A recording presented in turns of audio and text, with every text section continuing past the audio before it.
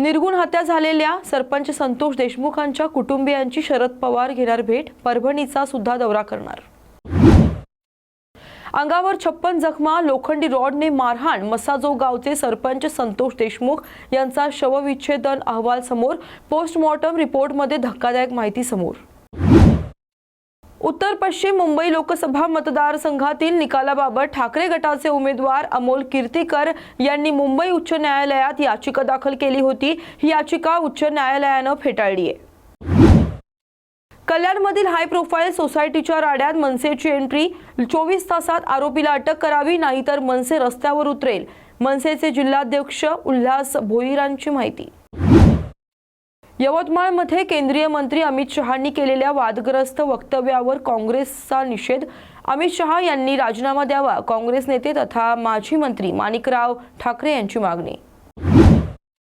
परभणीतील घटना आणि अमित शहा यांच्या वक्तव्याचा भीमसैनिकांकडून रास्ता रोको करत निषेध। बुलढाण्यात केंद्रीय गृहमंत्री अमित शहांच्या वक्तव्याविरोधात राष्ट्रवादी शरद पवार गटाची निदर्शने, यावेळी जोरदार घोषणाबाजी करत अमित शहांनी राजीनामा द्यावा अशी मागणी करण्यात आली। आंबेडकरी चळवळीच्या वतीने केंद्रीय गृहमंत्री अमित शहा यांच्या विरोधात जोडे मारो आंदोलन, या आंदोलनात आंबेडकरी पक्ष, संघटना, चळवळीचे वेगवेगळे आघाडीचे पदाधिकारी आणि कार्यकर्ते सहभागी झाले होते। लासलगाव कृषी उत्पन्न बाजार समितीत संतप्त शेतकऱ्यांनी कांद्याचे लिलाव बंद पाडले। 10 दिवसांमध्ये कांद्याच्या बाजारभावात 2500 रुपयांची मोठी घसरण।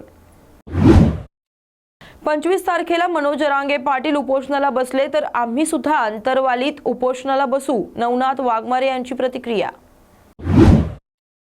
मसाजोग हत्या प्रकरणातील आरोपीला अटक करा, या मागणीसाठी सकल मराठा समाजाची निदर्शने, सकल मराठा समाजाकडून जिल्हा अधिकारी कार्यालयामार्फत मुख्यमंत्री देवेंद्र फडणवीस यांना निवेदन पाठवण्यात आलं। पुण्यामध्ये राष्ट्रवादी काँग्रेस शरद पवार पक्षाचे मूक आंदोलन करत या वक्तव्याचा तीव्र निषेध करण्यात आला।